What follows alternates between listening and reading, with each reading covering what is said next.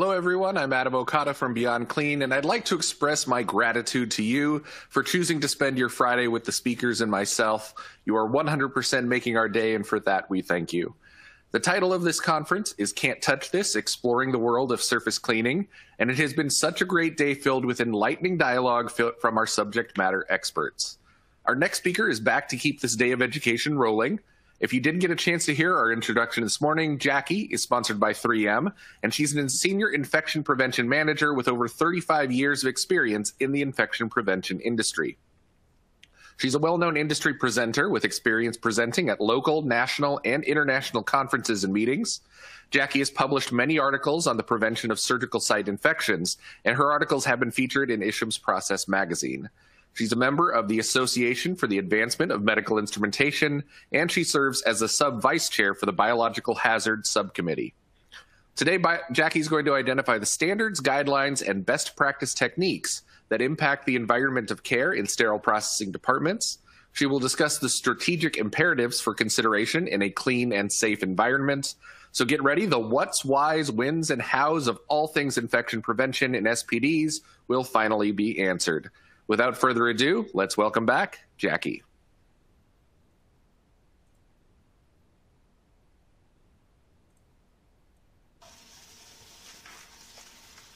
Good afternoon, everyone. It's Jackie Daly. I'm back again to discuss with you about the Sterile Processing Department, looking at the environment of care. And the disclaimer is as before, and my disclosures once again.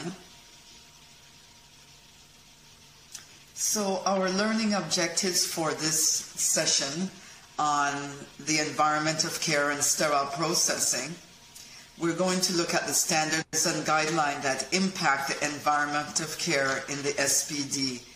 And when I say SPD here, I also include the area that has high-level disinfection as well, and discuss the strategic imperatives for consideration in the environment of care, and also provide explanations to the steps in completing a risk assessment on the environment of care.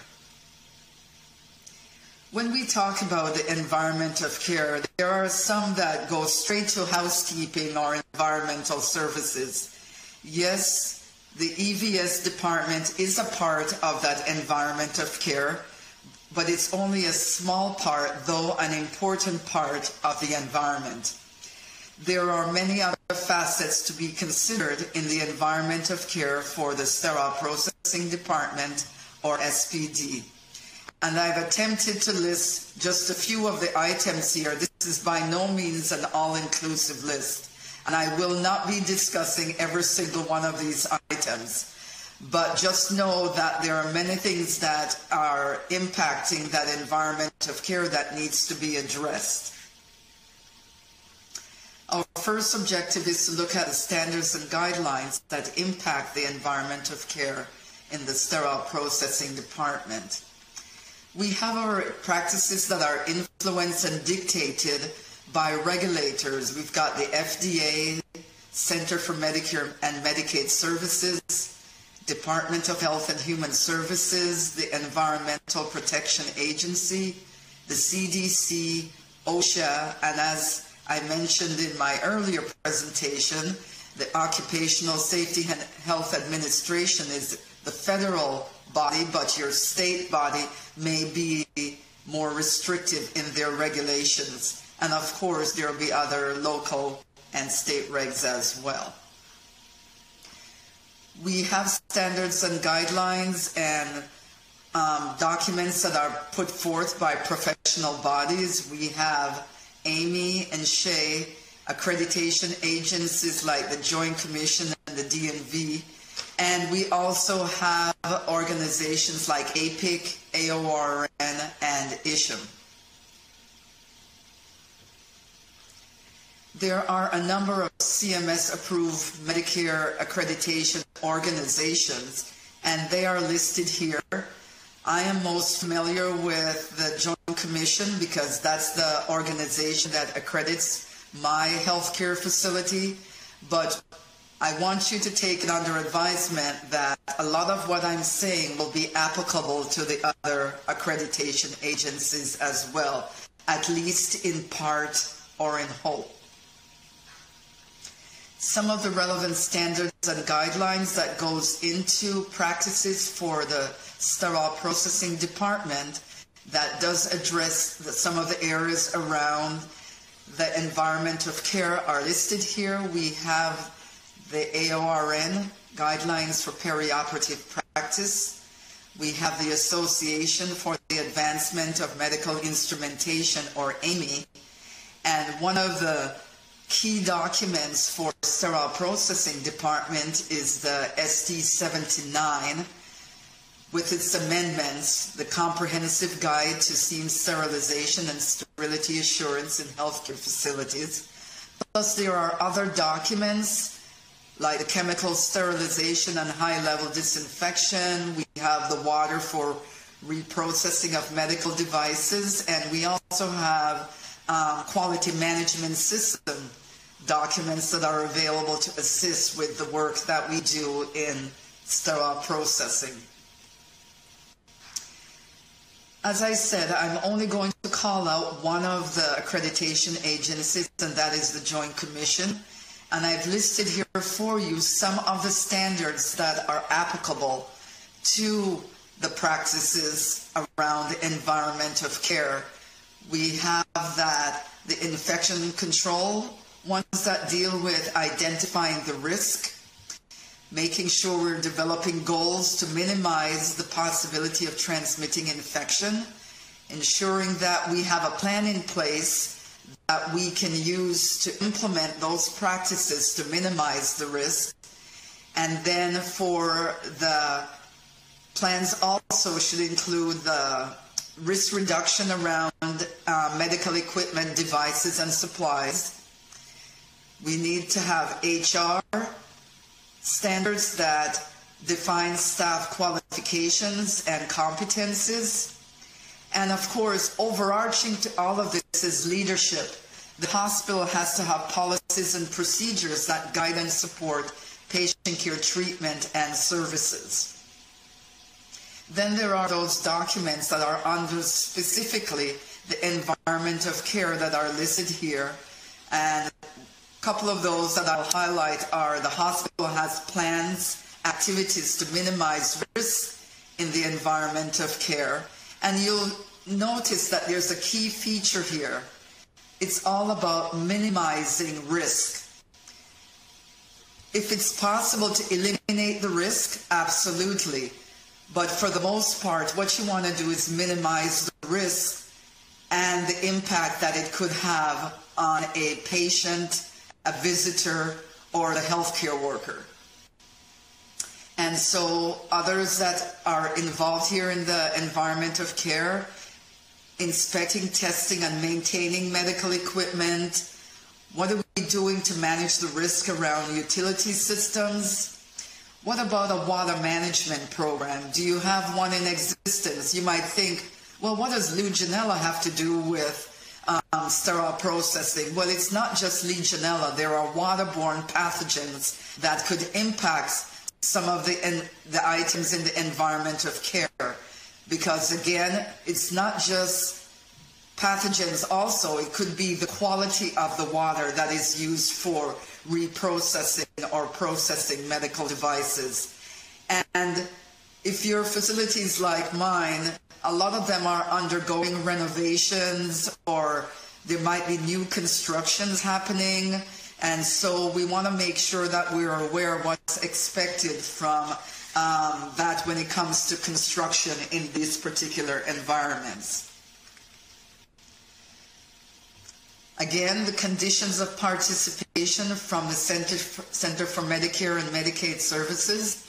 We need to be providing a sanitary environment to avoid sources of transmission and of infections and communicable diseases. And it's all areas of the healthcare facility, not just the patient care areas. The sterile processing department is an area in the healthcare facility, whether it's a ambulatory setting or a hospital, there is requirements for maintaining that environment where instruments, devices that are processed, that are to be used on patients. The next 4 slides or so, 3 or 4 slides, are taken from the surveyor guide. And I put this in because I think it's really helpful to use any documents that we can to identify gaps. So there are a few that apply here. The module 3 of this deal with equipment reprocessing, and this one specifically is for semi-critical equipment. This one deals with critical equipment, instruments, devices that are being sterilized. Then there's one for hand hygiene, which is also a part of the environment of care when it comes to facilities for use for hand hygiene, and environmental services. So again, you'll see that these provide good things to look at, as well as looking at the respective standards that your healthcare facility gets accredited by. So the next objective, we'll look at some of the areas for consideration related to the environment of care.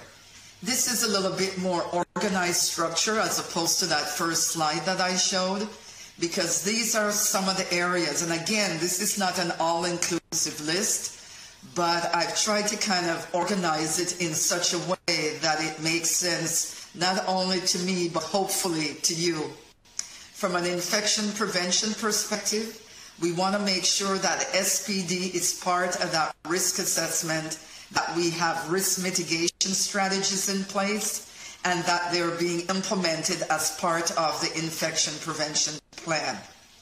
From an environment perspective, we need to look at all the areas that could be impacted in the SPD that could harbor dust.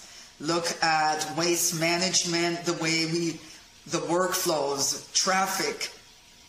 Then if there's any construction going on, we will talk about in a future slide around the infection control risk assessment, the use of barriers, and the monitoring of traffic and dust. We will touch on the water management plan around washer disinfectors, ultrasonic cleaners, etc., automated endosoap reprocessor, not in details. That whole section alone could be a few hours. And then look at our other items like eye wash station. If you've got chemicals that are being used, then we need to look at eye wash station. And of course, there's the areas around the HVAC and other utilities. So we will get into that as well. So let's first look at space and workflow. We need to have a space where we're doing reprocessing of sterile devices and that have been used and are returned contaminated to the SPD. We need to provide proper space to do the required task and allow for proper workflow. We need to be able to separate clean from dirty. And we also need to have some form of traffic control so we're not having people using the SPD, especially the decontam areas, for shortcuts. Look at storage requirements, whether or not it be clean storage, sterile storage, or storage for your chemicals that you're using in the SPD. What are the floors, walls, and ceilings constructed from? Are they going to be cleanable? Are they, for example, are the ceiling tiles going to be shedding dust and so forth on devices and equipment and instrumentation that is being reprocessed? And if there's chemicals in use, emergency eye wash and shower equipment is also required to be available. And we need to make sure that the pathway for transport of clean and sterile items, they don't cross over with contaminated instruments and supplies. And we need to ensure that all contaminated supplies are contained in a leak-proof container and properly labeled. And as I said, to try and separate transport, clean and contaminated by time. If you're a small SPD, I will use it as a general term, and you're using your hand hygiene sink for instrument cleaning, I say right this minute, you need to stop. Because dirty instruments and hand washing should not be occurring in the same sink. So you need to look at your environment of care and determine what is that area. Is it designed or laid out or have proper flow such that you're not having to use equipment for hand hygiene to use to clean contaminated instruments and devices. There's also the use of drop-in sinks when additional sinks are needed. So this may be something that you may want to look at. Continuing on with space and workflow, when sterilization is performed in a surgical suite, a sterile processing room needs to have the following. And remember, the best plan is to have a centralized sterile processing department, but if that is not possible, the environment of care where the processing is taking place, whether it's the OR or a clinic or an ambulatory surgery center or a hospital SPD, the expectations are the same. So you need to be separating your clean and decontamination areas, and you need to have some kind of, if you're using a pass-through window, for example, if you have a wall with a door or a pass-through, a partial wall or partition must be used at least 4 feet high and the width of the counter. So for example, if you don't have a pass-through window and you're doing cleaning at a sink that's dedicated for contaminated devices, you need to make sure that there is some kind of separation of the cleaning from other spaces on that countertop. So there should be 4 feet at least between instrument washing sinks and areas where instruments are being prepared for sterilization. And I only call that out because there could be some clinics or ambulatory setting where they don't have the space that would be available as in a hospital SPD department. So it's really important that you take a big picture view of the space where you're going to be performing and look at what are some of the environmental issues that can pose a challenge. And then, of course, do that risk assessment, do that mitigation as to how you are going to function in that space. Now, if the determination of that space requires that any kind of construction or renovation be taking place, you need to keep in mind that there are things for consideration before you start. First of all, you need to determine whether or not the design and function of the new structure or area is going to be appropriate for the space.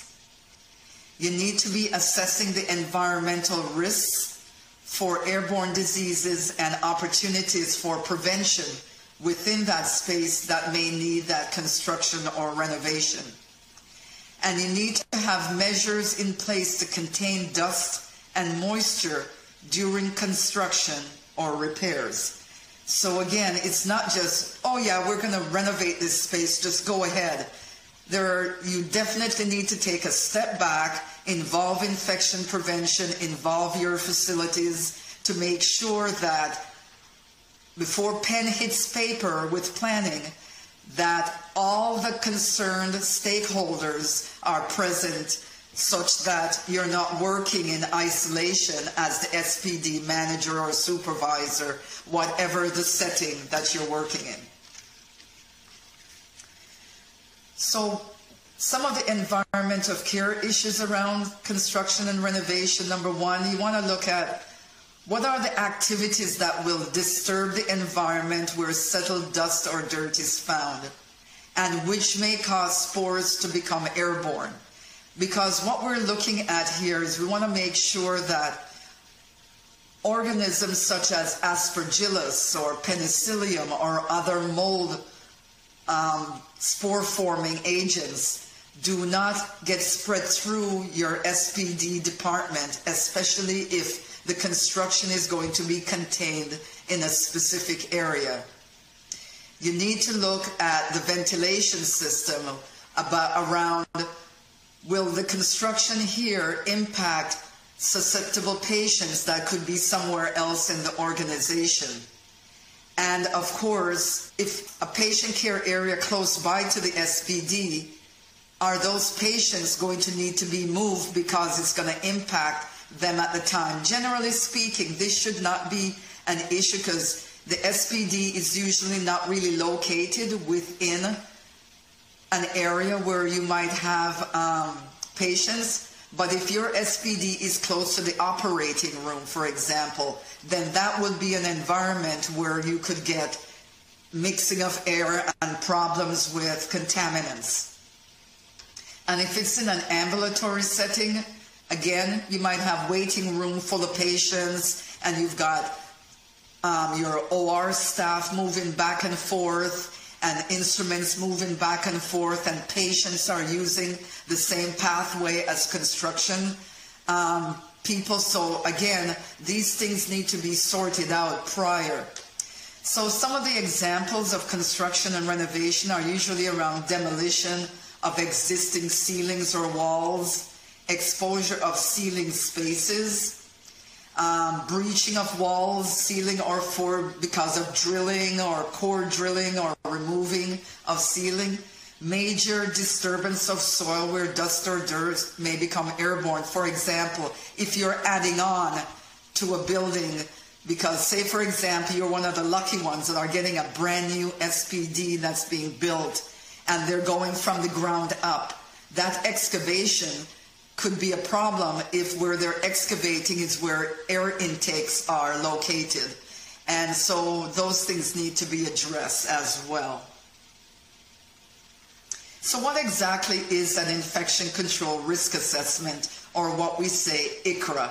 It's a little bit different from the risk assessment that infection prevention usually does, but this is part of our plan implementation that we use an ICRA, which is the tool that's used to identify and document risk of spreading diseases during construction and renovation activities. And the whole point of the ICRA is to identify those risks and focus on decreasing the risk of infection by protecting the patients, the hospital staff, the visitors from exposure to anything that could lead to an infection. And the ICRA is not a one-time document, it's a living document, because the activities at the start of the project may not be the same at the end of the project. At the start of a project where there could be a lot of dust and debris and all that may require a higher level of containment as opposed to when you're just getting ready to move back into the space. So it's really important that this ICRA not just sit there because you've done your job, the ICRA is done. You need to make sure that it's doing its job throughout the whole process. And it should be coordinated with knowledge around infection transmission, the agents, and the environment of care, where you want to determine what is the impact on the environment of care in that SPD area. So the risk assessment, I think by now we know, is key. The sterile processing area and endoscopy, if you're doing the high-level disinfection, I've included here because a lot of SPDs are over the high-level disinfection of the endoscope. So those are high-risk areas. And again, we also look at high-risk patients. And the endoscopy area, for example, you might have patients coming in who are immunocompromised in some way. So we want to make sure that we're not only looking at the area, we're also looking at the people as well. And this is just a sample risk assessment. This risk assessment should be posted at the renovation or construction site. And the infection preventionist is the last person to sign off on this risk assessment, because we want to make sure that, again, everyone is understanding what needs to happen. The manager of the SPD, the facilities people, or any areas laterally or up and below are understanding what's going to be happening here and how it impacts them. And if there's any sealing work that is to be done, there should be a sealing permit that's also available to be used. And it should be monitored. As an infection preventionist, we monitor construction sites all the time to make sure that there's no slips from following the risk assessment. So let's look now at the ventilation areas related to the environment of care. We want to be looking at our HVAC and other utility requirements, because again, you need to be well aware of pressure relationships, around the clean and sterile supplies, prep and pack, the decontam, office areas, and I will even include here construction areas if it's taking place in your sterile processing department or area, depending on the size of your SPD. So you want to make sure that there's environmental controls and monitoring systems in place. How do you know what the temperature and humidity readings are in these various areas? You want to have the proper pressure relationships. So you need to determine what areas need to be negative pressure, what areas need to be positive pressure in relation to each other. Airflow patterns should not allow air contamination to enter clean areas. And you need small variances over really short periods of time. It's not as significant as larger, longer variances. So that may require some kind of a risk assessment to say, what would happen if we can't maintain negative pressure in the decontam for more than a couple of hours? So what are we going to do? So that needs to be addressed when it comes to the environment of care. So this is where that multidisciplinary team needs to get together, put their heads together, do some critical thinking, and do that risk assessment. So what would happen if you lose emergency power and you have no backup generators, or if the backup generators aren't working properly? So all these things, you need to have some kind of a mitigation plan. And the SPD needs to be involved with the facilities engineering group to make sure that they are kept in the big picture, because sometimes, you might get overlooked because they're looking more at what happens to the vented patients or the operating room. But the SPD is all part and parcel of that. Do you have the proper air for drying instrumentation or lumen devices or your endoscope, which requires instrument air? What about the water quality that's being used in the various decontamination cycles, whether you're doing hand washing or decontamination machines, your washer disinfectors? Are your water quality being monitored in these areas?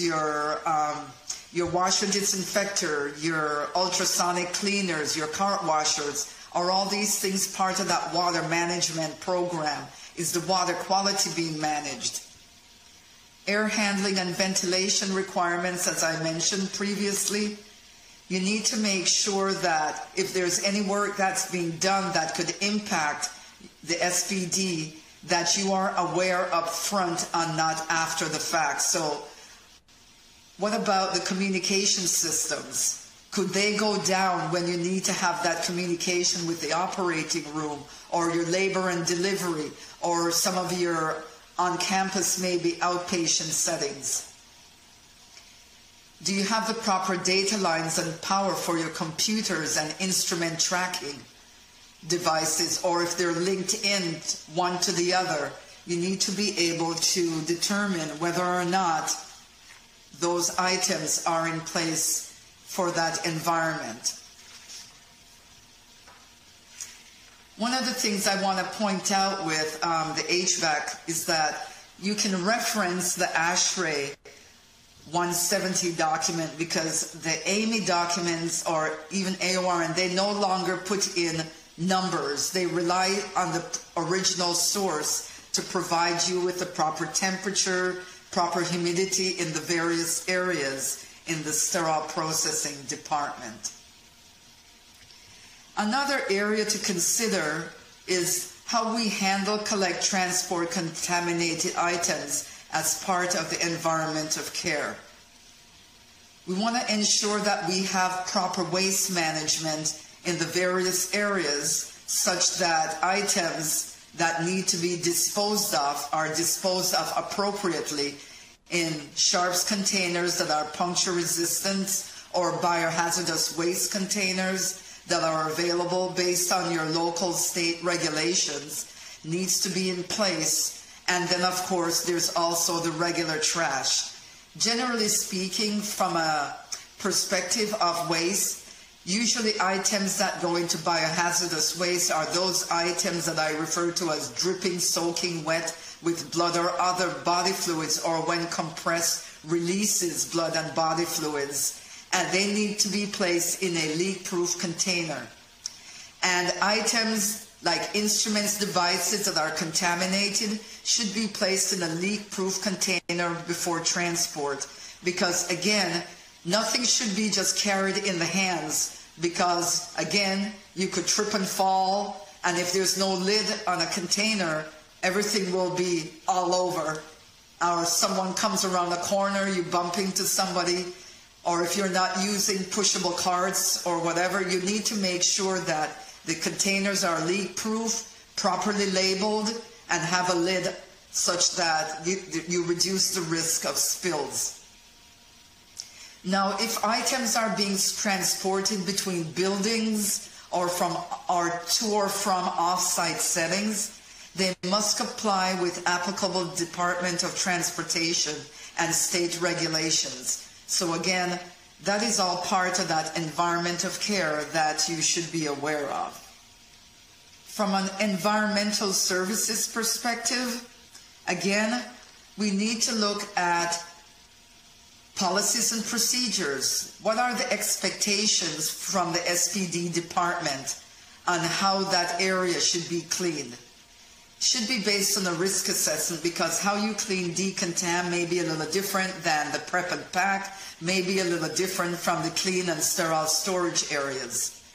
We want to make sure that when we're addressing those policies and procedures, that cleaning, they're not going back and forth between clean and dirty for the environmental cleaning.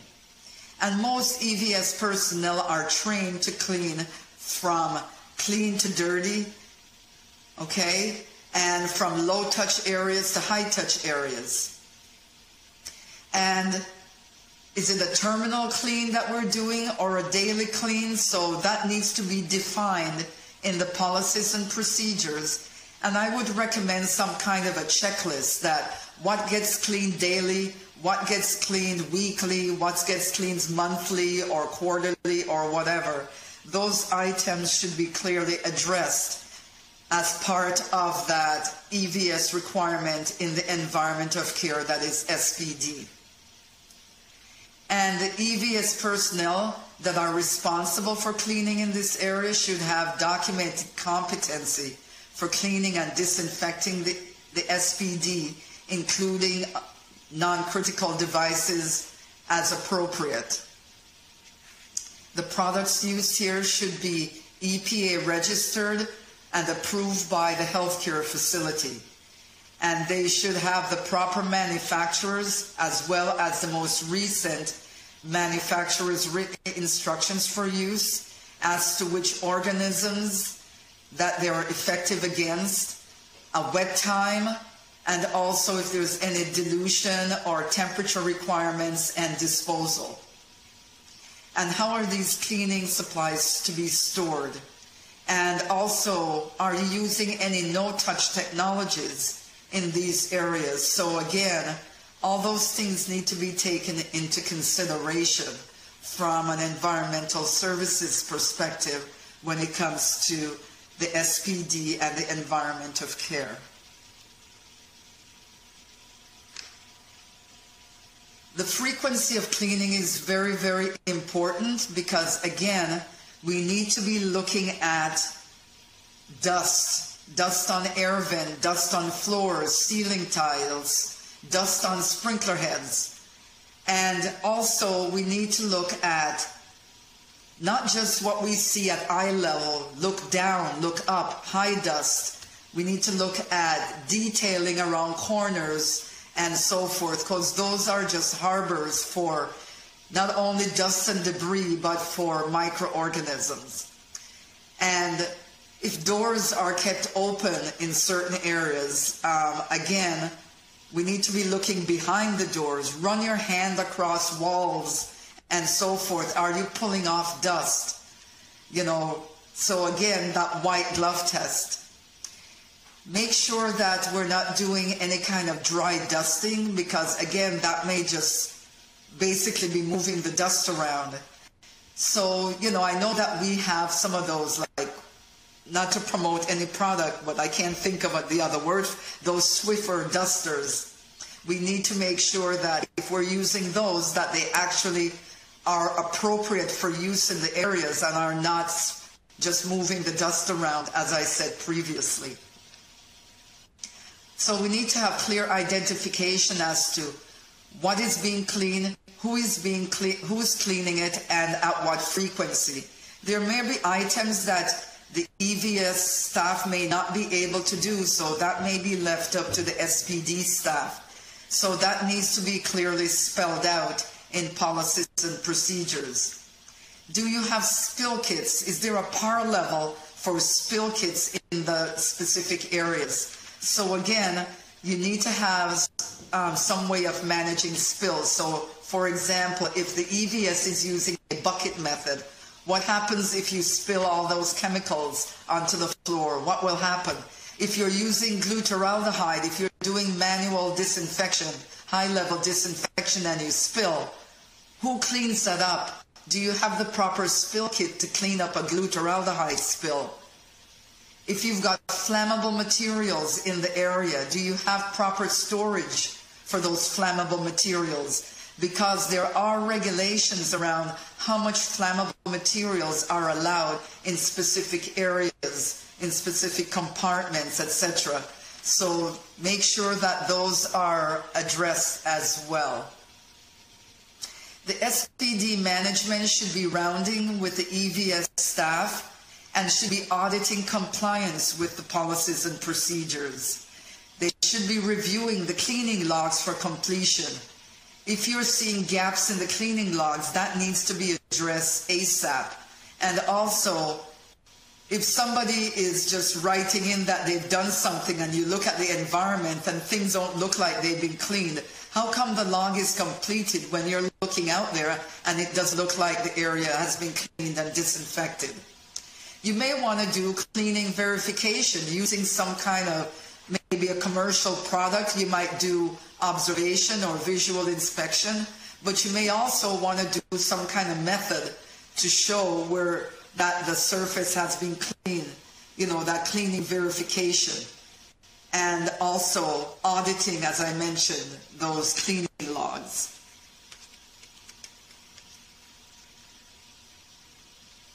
This slide, we're going to talk about two things, lighting and hand hygiene.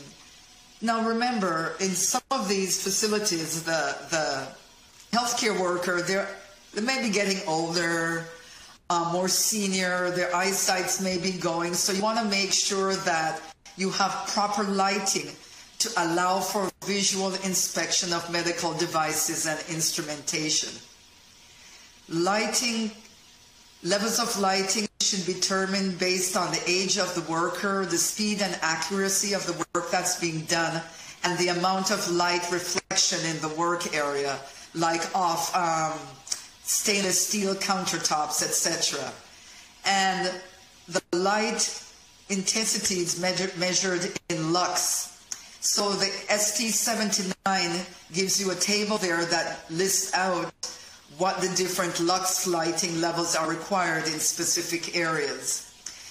But having said that, you may also need some ancillary lighting, such as for lighted magnification to get a closer visual inspection of nooks and crannies and serrated edges, etc.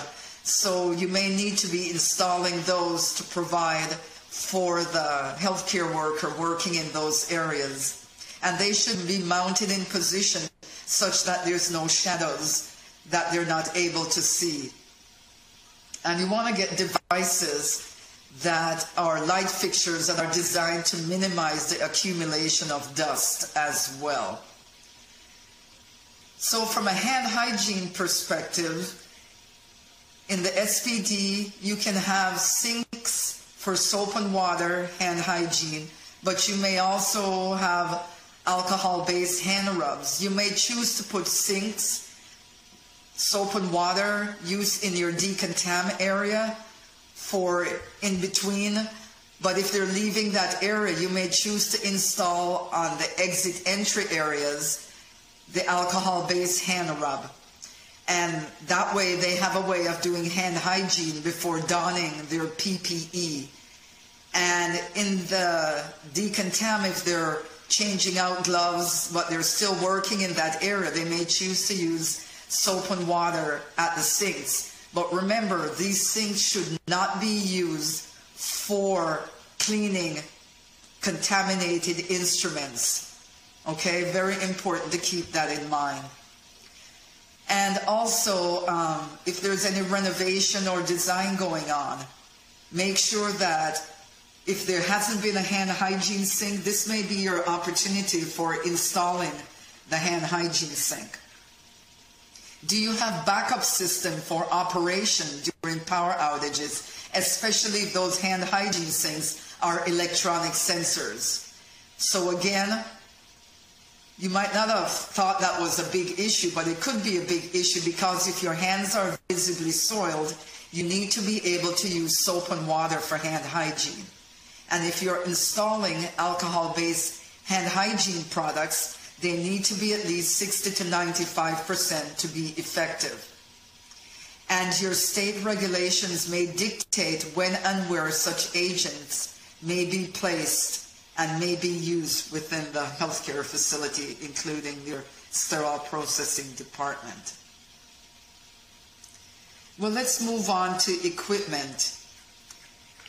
The Joint Commission Standard EC 020403, the Environment of Care Standard, that is, requires that healthcare facilities must identify, monitor, and document and maintain a log for all sterilizers for cleaning, maintenance, and repairs. But I would expand this as well to include not only the sterilizers, but washer, disinfector, decontaminators, and your ultrasonic cleaners, etc., your cart washers, your automated endoscope reprocessors. These all need to have some way of monitoring, and also the frequency of cleaning and routine care for some of these items need to be addressed as well as part of the environment of care. And again, it's important to follow the manufacturer's instructions for use, because they may require visual inspection of some kinds, schedule for cleaning, like if you've got charts and printers, and looking for staining, discoloration of sterilization chambers, and those things need to be documented.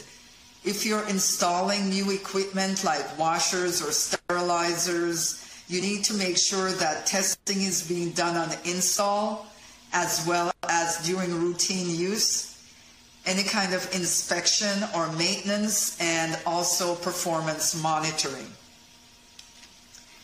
And again, you can do some of this in collaboration with your facilities engineering or your biomedical engineering. And if you are, say, an ambulatory surgery center, you may be affiliated with a healthcare facility that provides some of those services. But if you are a freestanding facility that doesn't have an affiliation with a hospital, then you might need to look at getting contracts together with some of these agencies for facilities engineer or for biomedical engineer when it comes to maintenance, or you may have a contract with the manufacturer of these pieces of equipment. Some other items for consideration here: the ST79 document was recently updated, and the reference is provided for you at the bottom. Around environmental services, fans, food, and drink. There should be a multidisciplinary team that provides oversight for sterile processing, and there should be policies and procedures in place outlining restrictions to food and beverages in all areas where medical devices are processed. So you shouldn't be eating a donut while you're working in the decontam area or any area of the SPD for that matter. And any fixed or portable fan should not be permitted in any area because, again, they harbor dust and you could be blowing things around in a decontam. You may find that maybe it's too hot or too cold or whatever. So you need to make sure that you're working with your engineers to get the proper temperature setting when machines are running and so forth, because putting fans in this area can blow contaminants around. And if you're set up in an area where windows and doors can be open, they need to be kept closed when not in use to avoid impacting the ventilation and airflow. Another area that was updated is the insulated instrumentation intended for use with an electric current should be tested for integrity every time it is processed in accordance with the manufacturer's instructions. And I listed some examples there for you. And again, you might think, I didn't think that was a part of the environment of care, but it sure is. And I touched on earlier about the frequency of cleaning of routine care of sterilizers. They should be visually inspected per the manufacturer's instructions and scheduled based on care and all the various areas there, and be documented, because if you don't document it, you can't prove that you did it. And with no documentation, basically the assumption it wasn't done. Now let's talk about eye wash stations. I know that this is very, very important, and it will be a key area for focus from an environment of care perspective. This is an OSHA requirement where the eyes or body of any person may be exposed to injurious, corrosive materials. Suitable facilities for quick drenching or flushing of eyes and body shall be provided within the work area for immediate emergency use. Eye wash bottles does not meet this requirement under this particular OSHA regulation. And part of the problem here is that, number one, eye wash bottles does not provide the flushing that's required, and I will touch on that in a little bit. So when the global harmonization system was put into place from MSDS to SDS, there are 3 hazard classes that needs to be addressed: health, physical, and environmental. In an SPD, we're basically addressing all 3 because we couldn't use injurious, corrosive, or caustic chemicals such as like glutaraldehyde or formaldehyde or bleach. And so the classification is there to ensure that we have the proper procedures in place. There should be access to the SDS which will assist with determining whether or not an eye wash station is needed. And statements such as severe skin burns or eye damage or serious eye damage or serious eye irritation are statements to look for. Now, if something just states causes eye irritation, you would not require an eye wash or a shower. But these eye wash station needs to be maintained and not just put there and be collecting dust, so that when you go to use it, it's not working. So very important that some of that be done. They should be assembled and installed according to the manufacturer's instructions. So we need to include our facilities engineering people here. And they need to be accessible. So you don't want to have to go to a different floor or a different department. It should be within seconds to get to, because it's really critical that you get those hazardous materials out of the eyes. Eye wash shall be located on the same level as the hazard, and the path of travel should be free of obstructions that may inhibit its immediate use. It should be identified with a visible sign and position, so that the sign shall be visible within the work area that the eye wash station serves. The area around the eye wash station should be well lit, connected to a supply of flushing fluid to produce the spray pattern for a minimum of 15 minutes. So if you're using those squirt water bottles, that is not going to provide you a minimum of 15 minutes of a spray pattern. The flushing fluid should be tepid, somewhere in the neighborhood of 16 to 38 Celsius or 60 to 100 Fahrenheit. They should be protected from freezing, such that when you go to use them, they shouldn't be ice cold. And if there are shut-off valves installed in the supply line for maintenance purposes, make sure that they cannot be shut off by just anyone. And that any activation of the valve is not be tampered with by anyone, because when you open up, you want to just have a single action. You don't want to have to do this right hand, left hand, mix it, test it. It should be a single action operation. And this is a risk assessment that I got offline. And again, you may already have some kind of a risk assessment in your healthcare facility. So let's look at water management. Water quality is extremely important for all stages of the sterile processing department. And the water quality needs to be assessed and treated and monitored as part of that water management plan. And of course, cleaning contaminated medical devices can be done in any of the items there, manually or in a washer disinfector. You might do ultrasonic machines for fine-tuning the cleaning, cart washers for big pieces of equipment, and also automated endoscope reprocessors may require detergent or disinfectant dilution. And you want to make sure that you're using the proper quality of water. And I've referenced there for you the AMI document that is currently under revision to become a standard. So watch out for that for a future publication. And rinsing devices that will be sterilized or high-level disinfected requires a specific quality of water. For example, if you're cleaning, tap water may be okay, but for final rinsing for items that are going to be sterilized or high-level disinfected, you might need a higher quality of water.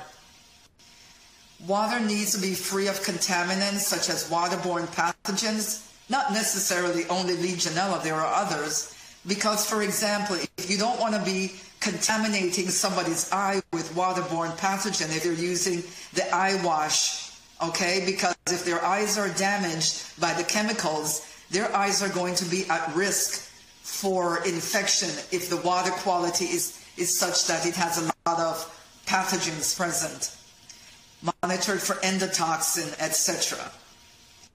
if there's a water shutdown due to construction, and the recent pandemic kind of was highlighted that any water shutdown needs to be, make sure that there's flushing done prior to going back into routine use. Because if you are one of the areas, say for example, you're an ambulatory surgery center that was closed during the pandemic and no one was flushing the water system because no one was there, you might want to check out the water before you start routine use. So that is another key feature in the environment of care for the SPD. For sterile storage, we need to ensure that we are not storing items just all over the place. There should be some kind of a dedicated space that's separate from areas that could contaminate those pieces of clean, sterilized items.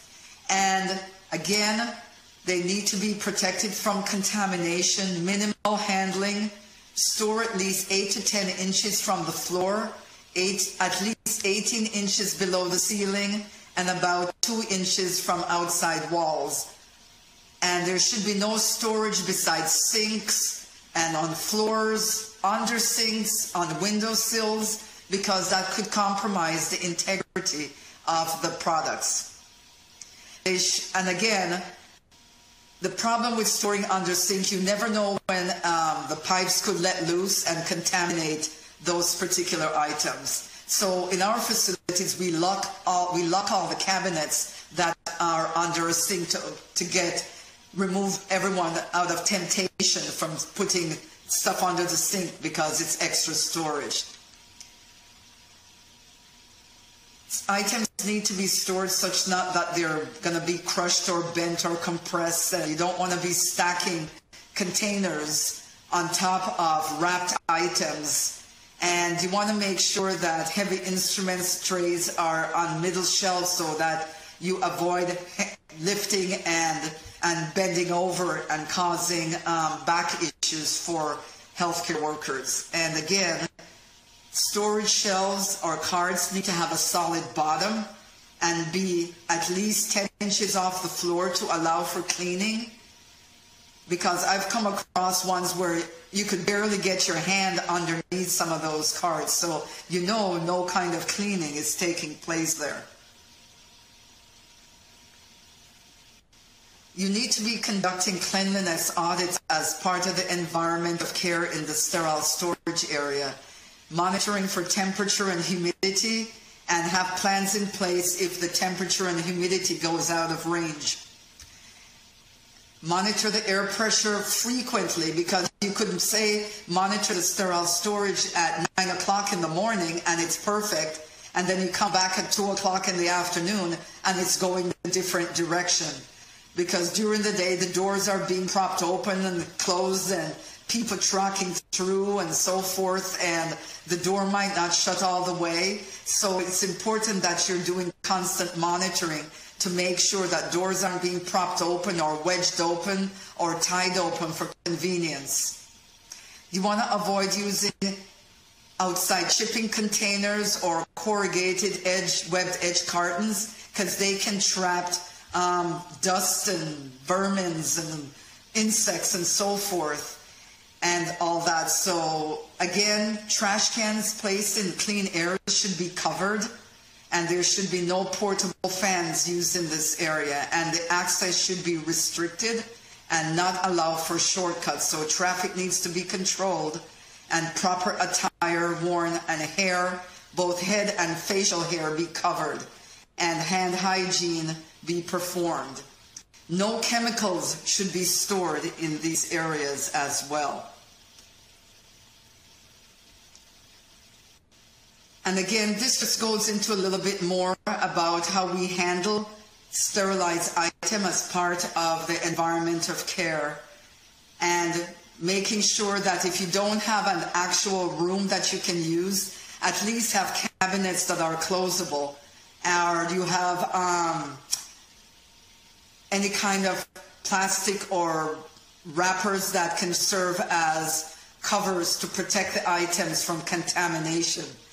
And again, as I said, you need to audit and monitor and observe your EVS in these areas and ensure that if there are swings in humidity that maybe that have gone on, and say it happened overnight and you come into work and you see like it's raining in your area, you want to make sure you're checking, because anything that feels wet or damp needs to be reprocessed. So a risk assessment is a really important piece of the environment of care, and it's not just looking at the obvious things that you would look at. You need to go beyond the obvious. And the risk assessment is part of a continuous improvement program, so very important that you have this on your radar. You need to conduct regular audits and tracers to ensure that safe and sanitary environment, and collect data for tracking and trending, and you can use this information to conduct your risk analysis, which is your risk assessment, your risk management strategies, and then communicating how that will be done. And that should be done at least annually and should be re-evaluated as significant changes occur. So it's not a one and done event. It needs to be ongoing. And the steps in the risk assessment, this is just a short list of it. You identify the areas where processing is taking place, especially if it's not centralized, and identify potential environment of care issues, whether it's space or utilities or ventilation, humidity, temperature, moisture, steam, water quality issues, traffic, chemical storage. And then you want to categorize these issues as to the probability or likelihood of there being something can happen. How will that impact the patient, healthcare workers, and what are the outcomes, whether it's severe or not, and how prepared are you in that area, whether you're high, medium, or low level of preparedness. And what you want to do is take the score from probability times the level of risk times preparedness, and that gives you the risk score. And then you rank your total risk scores and determine which one needs to be taken care of immediately, which can wait, or which ones you're willing to tolerate the risk. So very crucial there as well. And I just gave you a sample here. The top one is what I use at my facility. And then the one is the one I got from the CDC website that looks at water infection control risk assessment for healthcare facilities. So it gives you basically the same sort of layout, but those are just two samples. You may already have something in your facility that you can use. So again, touch base with your risk manager, your quality department, your facilities engineering, or your infection prevention department. So next steps that you want to do when you're looking at the environment of care, make sure you are aware of all the regulations around providing a sanitary environment, that your policies and procedures are in place and addresses the multiple issues that fall under the environment of care. Conduct regular audits and rounding on all aspects of the environment of care. You may need to do cleaning verification of those areas that are flat surface, high-touch surfaces, and to ensure that they're being done in all areas of the SPD. Verify that equipment used to process medical devices and instrumentation is being monitored and you're doing proper documentation. Verify pressure relationships, temperature and humidity often. It's not just a one and done here, and that is being maintained per regulatory requirements, standards, and guidelines. Collaboration is key here with infection prevention, your facilities engineering, your risk management, to ensure that risk mitigation strategies are implemented and monitored. Find the problem spots, do a risk analysis with a multidisciplinary team. This is not a solo sport. You need to have others to work with you, because more eyes on an issue will find out those areas where the Swiss cheese can line up and allow things to go through and impact patient safety. So address those things that need immediate attention now, and make sure leadership is aware of what is happening, because ultimately in an accreditation survey, leadership is what is the bottom line in that facility. So thank you very much for your time and attention.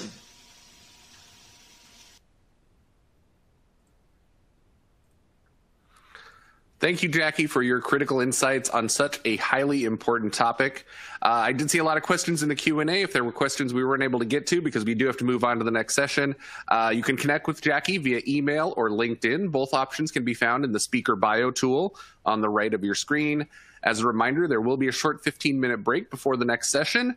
We're glad you're here, and we'll see you back here soon.